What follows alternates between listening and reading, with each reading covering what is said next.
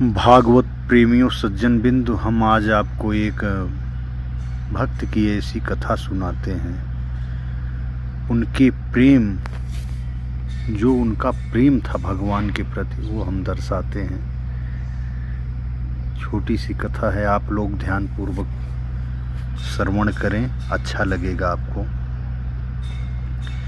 एक भक्त थे जो यमुना जी के किनारे, उन्होंने संकल्प कर लिया कि जब तक मैं भगवान को अपने इस नेत्रों से देखूंगा नहीं, तब तक ले मैं अन्न जल नहीं ग्रहण करूंगा। मैं अपना प्राणांत कर दूंगा, पर अन्न और जल को ग्रहण नहीं करूंगा।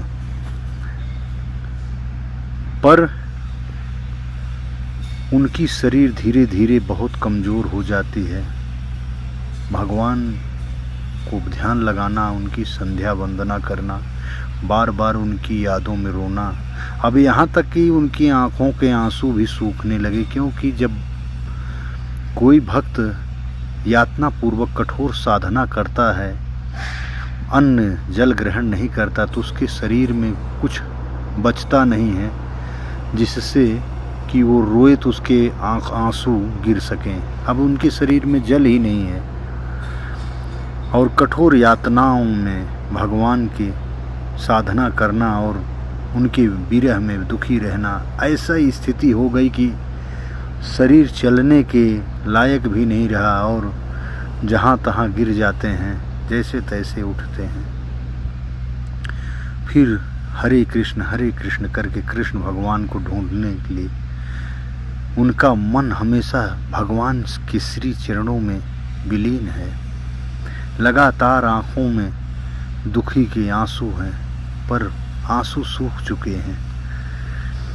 भगवान के विरह में जगह जगह भटक रहे हैं।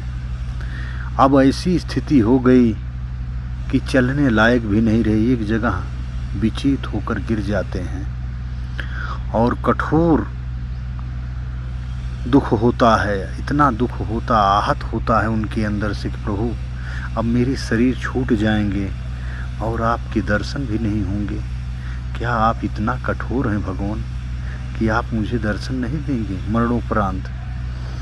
मरणोपरांत तक अगर प्रभु आप आएंगे नहीं, तो क्या मेरा यह शरीर छूटने के बाद फिर आपका दर्शन होगा? ऐसे सोच करके मौन होकर एक जगह पड़े हैं। अब उठने की उनके शरीर में सामर्थ्य नहीं है।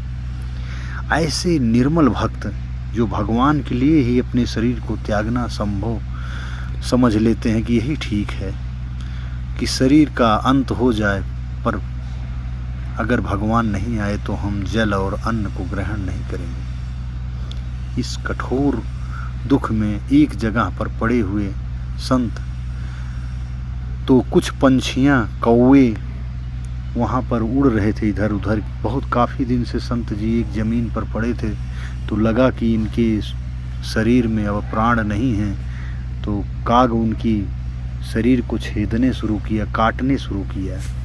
तो इस तरीके से जब उनका शरीर पर घाव करता है काग मांस खाने के लिए, तो भगवान से प्रार्थना करते हैं, प्रभु अब आपका दर्शन असंभव होगा।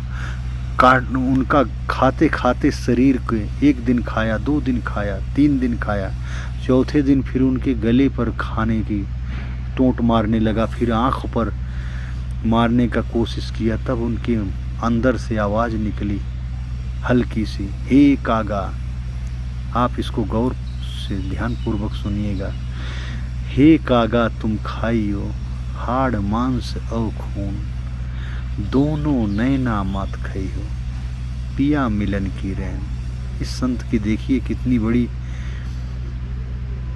बड़ी महिमा है संत की, और संत कितना निर्मल है। कह रहा कि हे कागा, तुम मेरे हाड़ मांस खून सबको खा लें, पर मेरे दोनों नेत्रों को मत खा, क्योंकि यह नेत्र अभी भी भगवान के प्रेम में, भगवान को देखने की इच्छा में जीवित हैं। आप लोगों को यह कथा अच्छी लगी हो तो मेरी वीडियो को लाइक और सब्सक्राइब जरूर करें। हरे कृष्ण।